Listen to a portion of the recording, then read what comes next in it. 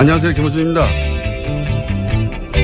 지난 월요일 우리 외교부와 중국 외교부는 교류 협력을 정상 궤도로 회복한다는 동시 성명을 냈습니다. 중국과의 사드 갈등이 봉합 국면에 들어섰습니다. 야당에서는 굴욕 외교라고 비판을 합니다. 한마디로 중국의 경제보복으로 우리 기업이 입은 경제적 손실에 대한 보상, 사과를 받아냈어야 한다는 겁니다. 그런데 사드 배치로 인한 중국의 보복은 없다고 강조하고 또 강조했던 게 박근혜 정부 아니었습니까? 작년 사드 논란이 시작될 당시부터 박근혜 정부와 새누리당은 중국 경제보복을 인정하지 않았죠. 명백한 보복 조치가 이루어지고 있는데도 아니라고 우겼습니다. 탄핵 기간 동안의 경제관계 장관회의에서조차 사드로 인한 중국의 경제보복 조치를 부인했죠. 경제보복에 대한 아무런 대응 시나리오도 없이 갑자기 사드 배치 선언부터 해서 기업들로 하여금 막대한 피해를 입게 해놓고 아무것도 인정하지 않았던 정치 세력이 이제 와서 그 피해 보상을 받아내지 못했다고 굴욕 외교라뇨. 자기들이 잘못해 만들어낸 피해의 책임을 왜 그걸 어렵게 해결해가고 있는 사람들에게 묻나요? 그리고 보수가 그렇게 중요하게 생각하는 미국 국무부가 이 공동성명에 대해 환영 성명을 낸 건 또 어떨 겁니까? 시비를 걸어도 좀 말이 되는 걸로 봅시다. 김어준 생각이었습니다.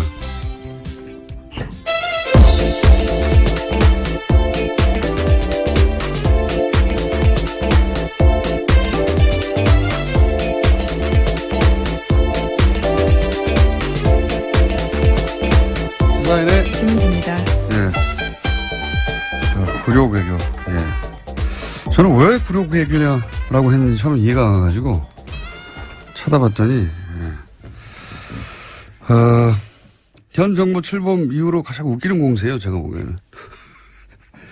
굴욕은 어제 노회찬 의원도 얘기했지만 당시 중국이 당했다고 중국은 생각하는 거죠. 기억을 떠올려 보시면 황교안 총리가 중국에 가서 이제 시진핑 주석 만났는데 당시 사드 배치할 거냐라고 묻는데 사드 배치 고려하지 않고 있다라고 상대국의 정상이 묻는데 그렇게 답하고 나서 열흘인가요? 일주일 있다가 그렇죠. 예, 발표를 해버린 거 아닙니까? 배치한다고. 그런 일을 당하고 또 모욕감을 느끼지 않는 국가가 어디 있습니까? 예. 최소한 그때쯤에는 이해를 구하거나 어쩔 수 없었다고 양해를 구하거나 했어야 되는데 안 한다고 해놓고 예, 일이 제대로 틀어진 건 그때부터죠. 예. 대내 모두에게 거짓말하는 게 일상적이었던 정권인 것 같습니다. 그때 황교안 총리가 몰랐거나 자신도 몰랐을 것 같아요. 예. 총리조차. 예. 예. 생각해보면 그분이 문자로 해고 통보 받았잖아요. 아, 정말 아련한 일이네요. 네. 예. 문자로 해고 통보 받고 막 화가 났던 그때 상황이 떠오르는데. 어쨌든, 물론 그 이후로 중국이 보복을 하고 우리가 당한 건 부당한 건 맞는데 최소한 그런 상황을 유발한 당사자들이 이걸 굴욕 외교로 하는 건 말이 안 됩니다. 오히려 그때 기업들 손해봤다고 자기들의 일 때문에 사과를 해야 되는 거죠. 예. 네, 주구장창 사드에 의한 보복 없다라고 주장했었죠. 박근혜 정부에서는요. 네네, 그래서 피해 없다 혹은 뭐 피해가 없다고 하거나 아니면은 보복이 아니라고 하거나 그러니까 그렇게 사과받고 싶었으면 자기들이 집권일 때 사과를 받았어야죠. 그때는 해결할 능력도 없고 그러니까 보복이 없는 척, 보복이 있어도 모른 척, 예. 사드와 무관한 척, 딴청만 피웠던 거 아닙니까? 갑자기 피해가 넘쳐난다고 지금 나오는 거잖아요. 그래서 사과를 받아냈어야 된다고. 예. 원래 여야가 주거니 받거니 하고 말이 되게 싸워야 중계하는 사람들 재미가 있는데 우기도 적당히 우기야 제가 표를 들어주는 척이라도 하죠. 답답합니다. 첫 뉴스는 뭡니까? 네, 다스는 누구 겁니까와 관련된 뉴스가 또 나왔습니다. 오늘 아침 CBS 보도인데요. 이명박 전 대통령이 서울시장이던 2004년과 관련돼 있습니다. 서울시가 현대자동차 양대동 사업 증축에 도움을 준 뒤 다스의 매출이 2배 넘게 뛰었다라는 보도입니다. 이명박 시절 재임 시절에요. 서울시가 현대차 사업 증축의 걸림돌을 제거하는 데 역할을 했다는 사실이 공문을 통해서 새롭게 드러났다라는 겁니다. 그러니까 이게 이제 오래된 얘기는 김재록 게이트라고 있었어요. 예. 서울시장 시절에 그때 사실 검찰 수사가 이루어졌었고 한나라당, 당신은 한나라당이었죠. 한나라당 내에서 진상조사에 나와가지고 이거 뭐 명백하다. 인허가 로비가 있었다. 이런 얘기가 있었고요.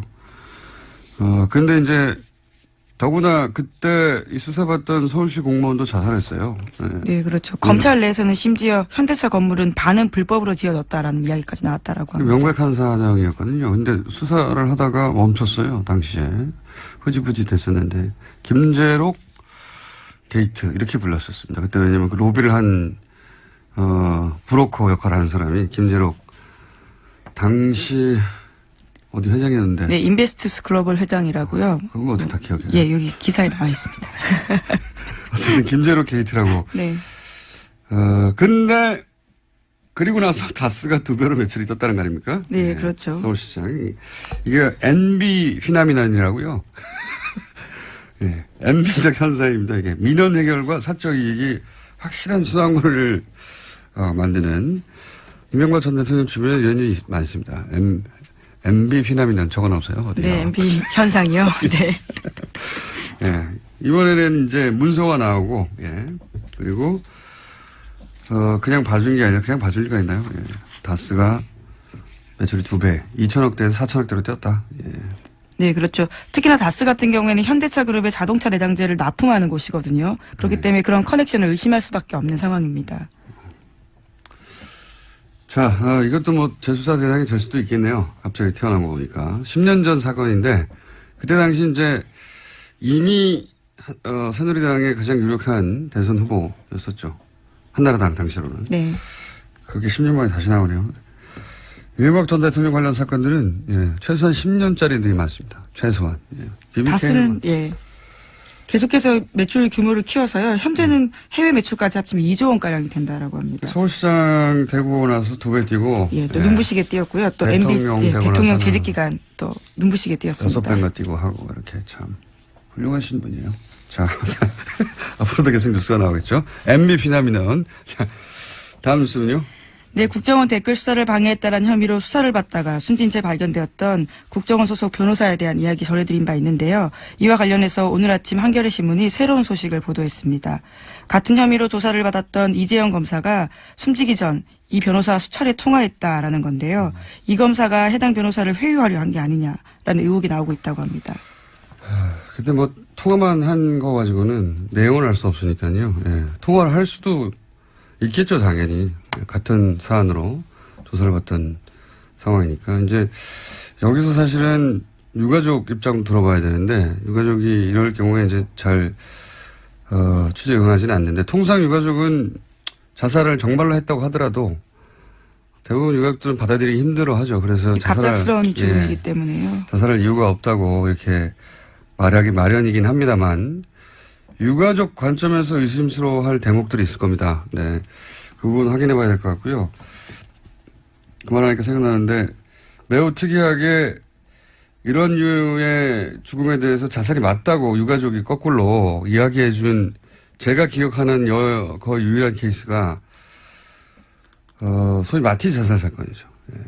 그때 자살이 맞다는 뉘앙스로 오히려 의혹을 해명하는 역할을 부인이 했었죠. 예. 네, 근데 그 건 같은 경우에는 최근에 국정원개혁발전위원회가 발표했었는데요. 또 자살이 맞다 이런 결론이 나오긴 했습니다. 문서상으로는 특이점이 없다. 자살이 맞는 것 같다라고 했는데 예를 들어 그게 블랙 오퍼레이션 흔히 말하는 이었다면 뭐 거기 써 있을까요? 여하간 저희가 방송을 시작한 이후로도 이런 류의 자살이 굉장히 많았는데요. 예. 관심을 가지고 계속 저희는 지켜보고 있습니다. 유가족도 접촉을 한번 해보고요. 자, 다음 뉴스는요. 네, 국정원 특활비 관련된 수사가 계속 진행되고 있습니다. 이번에는 청와대가 지난해 4.13 총선을 앞두고 새누리당 내 경선 등과 관련해서 비공식 여론조사를 했다라는 건데요. 이와 관련해서 5억 원이 들었는데 그 돈을 청와대가 아닌 국정원에서 냈다라고 합니다. 요 상황은 이 발언과 연결해서 봐야 됩니다. 저희가 이 비공식 여론조사, 뭐 청와대가 여론조사 할 수 있지 않냐 이렇게 생각할 수도 있습니다. 근데 문제는 이제 이게 비공식이었고 당시 이 여론조사의 의도가 뭐였냐를 볼 수 있는 당시 상황에서의 박근혜 전 대통령의 발언을 일단 잠깐 들어보시겠습니다. 이제 국민 여러분께서도 국회가 진정 민생을 위하고 국민과 직결된 문제에는 무슨 일이 있어도 소신 있게 일할 수 있도록 나서주시고 앞으로 그렇게 국민을 위해서 진실한 사람들만이 선택받을 수 있도록 해주시기를 부탁드립니다. 기억하실지 모르겠는데 당시 이제 유승민 의원이 소위 탈박 선언을 한 거죠. 일종의 배신의 정치로 찍힌 네. 바가 있습니다. 그래서 진실한 사람을 뽑아달라고 진실한 사람 얘기를 굉장히 많이 했어요. 그때 당시에. 지난해 4.13 총선 전에 있었던 박근혜 전 대통령이 이제 진실한 사람, 저런 사람은 떨어뜨려야 된다면, 소위 친박이었다가 탈박한 사람들에 대해서 이 여론조사가 이상하다기보다는, 대단히 특이하고 이례적인 것은 쓰임새가요. 예. 네. 당시 TK 지역은 어차피 자유한국당, 당시 새누리당 인사들이 당선되게 돼 있어요. 그렇지 않습니까? 거기를 굳이 이런 돈을 들여서 비공식 여론조사를 한 이유가 뭐냐? 이제 소위 말해서 진박을 골라낸다고. 네, 진실한 박근혜 편인 건가요? 진박? 그렇죠. 그래서 진박이라고 했었어요. 친박을 넘어서서 진박을 골라내는 선별 작업을 한다고 했었고, 그래서 이거는 단순히 여론조사가 아니라 박근혜 전 대통령이 찍어서 원하는 사람이 되게 하도록 만드는 그런 구도가 어떤 사람을 통해 가능해지겠는가 하는 거를 골라내는 명백한 선거 개입이죠. 대통령 자신을 위한. 그러니까 몰래 한 거 아닙니까? 그러니까 일반 여론조사 청와대에서 하거든요. 예, 그건 그냥 청와대에 주면 되는데 그건 들키면 안 된다고 생각하니까 이 돈을 땡겨온 거죠. 국정원에서. 들키면 안 되는 여론조사였던 겁니다. 자기들이. 왜냐하면 목적이 이랬으니까요. 네, 심지어 해당 여론조사 같은 경우에는 최근에 해산했다라는 오늘 아침에 머니투데이 보도도 있습니다. 단순 비즈니스상 이유로 인수합병 될 수도 있죠. 물론 수사가 자신들을 향한다는 걸 인지해서 그랬을 수도 있지만 여간 이건 단신에 해당되는 것이고 당시 여론조사 기관이. 그러니까 5억이 들었지 않겠냐. 5억이 저는 자세히는 모르겠지만 업계에 있지 않아서 굉장히 큰 돈이거든요. 이 정도면. 특정 지역에 총선 출마 예정자들이나 이런 사람들을 여론조사하는 대구 경북에 지역구가 몇 개 있다고요. 예. 굉장히 큰 돈인데. 잠시 후 리얼미터 권 실장 나올 테니까 벌써 들어와 있네요. 어느새 조용히 들어와 있네. 예. 한번 물어보죠. 요 관련 사항은. 이 비용이 어느 정도 규모인지. 여하간 이 비용, 이게 여기서 이제 전후 맥락을 얘기하지 않고 여론조사만 자꾸 보도하니까 여론조사 할 수 있지 않냐 얘기하는데 전후 맥락은 그겁니다. 당시에. 유승민과 같은 배신자들을 다 찍어내고, 본인에게 진실되게 충성한 사람만을 따로 골라서 대구 경북에 당선되도록 만들겠다고 하는 대통령 의중이 들어간 선거 개입용인 겁니다. 이게 말하자면. 자, 그런 겁니다. 예. 다음 뉴스는요?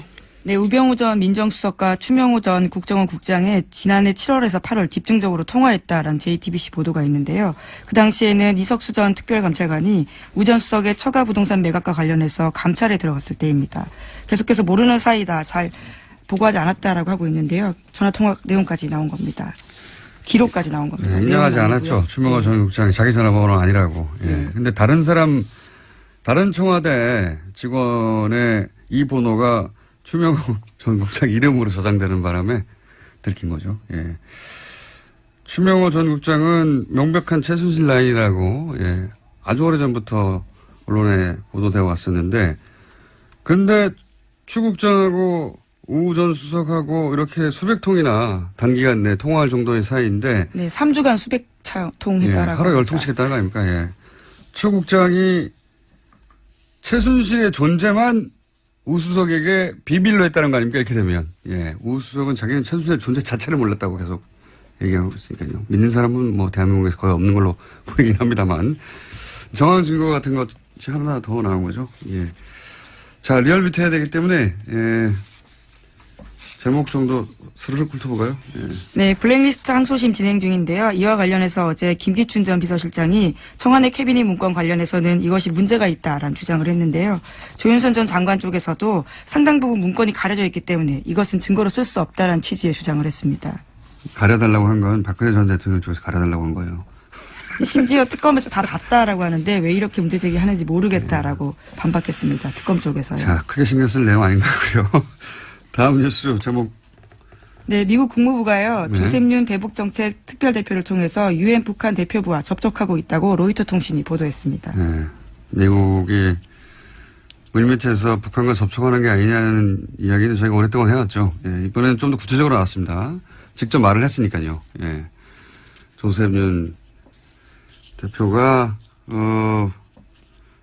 북미 대화에 나서겠다 이런 얘기를 구체적으로 한 것이고. 예, 북한이 2달간 도발을 중단하면 북한 미국 간의 대화를 나서겠다라는 구상을 러시아에 전달했다라고 합니다. 2달 이미 됐는데요. 예. 그러니까 저희가 한 달 전인가요? 2달 전인가요? 러시아 역할이 부상할 수 있다는 얘기를. 최선희 국장 같은 경우도 네. 계속 가고 있고요. 러시아를. 우리도 뭐 러시아와 접촉도 계속 있어서 러시아가 중국 대신에 중국이 지금 우리하고 뭐 사드나 이런 문제로 좀 소홀했지 않습니까? 그래서 러시아한테 그런 역할을 맡길 건가 보다 했는데 그래 왔던 것 같습니다. 러시아가 이걸 중간에서 역할을 하고 있었다는 뉴스가 나온 걸로 보아 뉴스공장의 분석은 항상 맞다.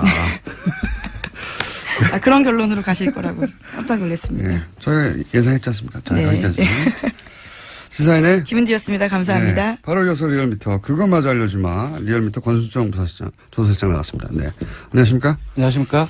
네, 빨리빨리 진행해보죠. 네. 네, 거의 뭐 해봤자 뭐 1% 2%니까. 네. 좀, 요번에 좀 많이 올랐네요. 아, 그래요? 예. 네. 자, 그러면 빨리빨리 해보죠. 대통령 지지율 어떻습니까? 예, 지난 4주 동안 거의 변동이 없었죠. 네. 뭐 근데 0점 몇 프로 올랐다 내렸다 몇 예, 이번 주에는 2.2%포인트 올라서 69.4%가 되었습니다. 예, 부정평가는 27%에서 25.4%로 떨어졌고요.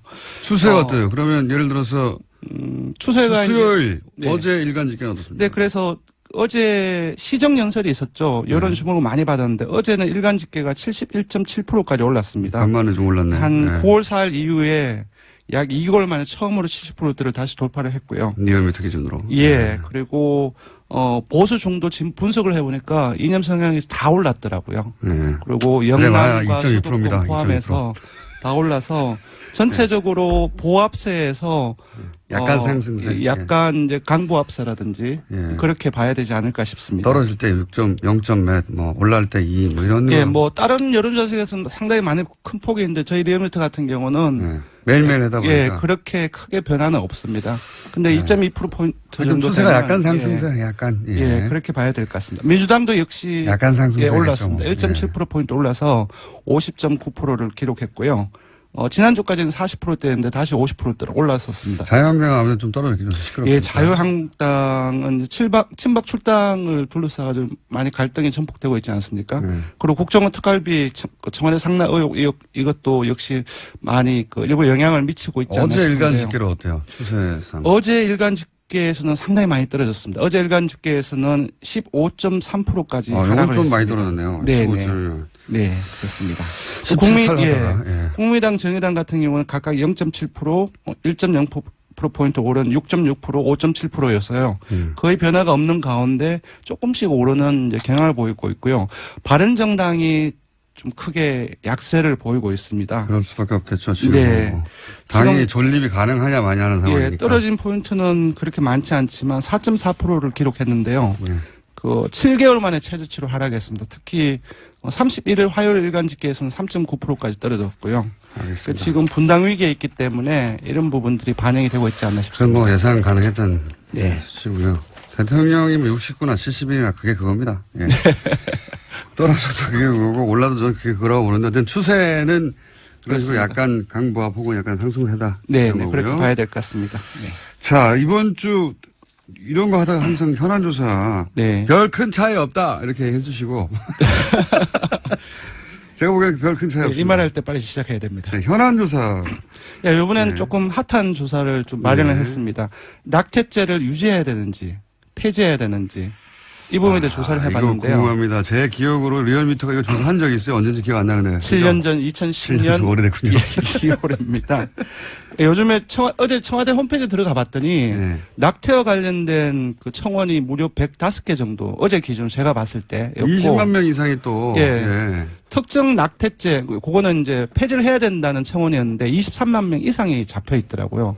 그래서 언론을 비롯해서 상당히 핫한 이슈인데 결과는 바뀌었을 폐지를 것 같아요. 해야 깜짝 놀랐는데 이게 우리나라 사람들이 좀 사회적인 이념 성향으로 보수적인 성향이 조금 더 강하거든요. 그래서 폐지를 해서는 안 된다라는 의견들이 조금 많이 나오지 7년 않을까. 전에는 그랬죠. 예, 7년 전에는 그렇게 나왔습니다. 명백하게. 예, 네. 근데 요번에 조사를 해보니 폐지를 해야 된다. 낙태죄를 폐지를 해야 된다라는 의견이 51.9%가 나왔고 절반을 넘었었습니다.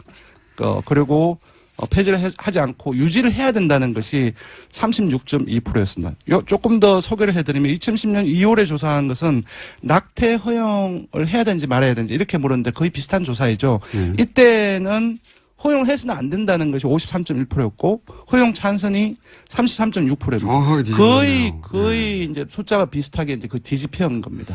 7년 사이에 상당히 많은 변화가 있었던 것 같습니다. 저는 이 조사를 작년에 했어도 수치가 이렇게 안 나왔을 것 같아요. 그렇습니다. 저도 그 부분에 동의를 합니다. 예, 시대 정신이 바뀌어가고 있는 거거든요. 네. 그게 이제 실제 시대 정신이라는 게 정권을 바꾸는 건지 정권이 네. 바뀐 것이 시대 정신에 영향을 주는 건지 뭐 서로 영향을 주고 받겠지만 네. 그런 영향이 크다고 봅니다. 저는. 예. 맞습니다. 국정농단 사태를 지나는 과정 속에서 공정과 정의 그리고 이제 사회적 약자들에 대한 어떤 배려 그러한 어떤 가치가 강화되고 있기 때문에 분명히 그 이전에 작년 국정농단 이전에 조사를 했을 때는 이렇게 나오지 않지 않았을까 그렇게 예상을 해봅니다. 저도 그렇게 생각이 들고요. 그래서 이번 여론조사 결과가 궁금했었는데 네. 그리고 또 하나 관심이 있는 포인트가 있습니다. 뭐가 있습니까? 여성과 남성이 많이 달라요. 아, 그건 그렇겠죠. 예. 네. 그건 그렇겠죠, 당연히. 예, 여성 10명 중에 6명은 폐지를 해야 된다. 예. 이건 저는 여성의 견해가 훨씬 중요하다고 봅니다. 그렇죠. 남자가 뭘 합니까? 당사자이기 남자는 때문에. 그냥 머리로 생각하는 거거든요. 네. 윤리나 규범의 관점에서 바라보는 네. 것이고 혹은 정부의 관점에서. 예, 남성은 44대 43 거의 같습니다. 그냥 팽팽하네요. 예. 근데 더 놀라운 것은 보수층을 포함해서 중도 진보 모든 이념 성향에서 폐지를 해야 된다는 의견은 더 많이 나왔습니다. 시대 정신이 바뀐 거죠. 예, 지역도 부산, 울산, 경남 제외하고 연령도 60대 이상을 제외하고 모든 연령층에서 폐지를 해야 된다라는 의견이 많이 나왔습니다. 불경 60대 이상. 네. 예. 자유한국당 지지층을 제외하고는 사실상. 근데 자유한국당 이건 정당이 그렇게 중요하지 않아서 뺐는데요. 네. 자유한국당 지지층에서도 폐지를 해야 그렇군요. 된다는 의견이 더 많이 나왔어요. 그렇군요. 시대가 확실히 바뀌었군요. 네.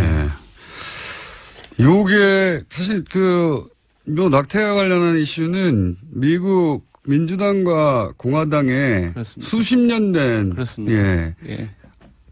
어떤 정당을 지지할 것인가의 바로미터 같은 예.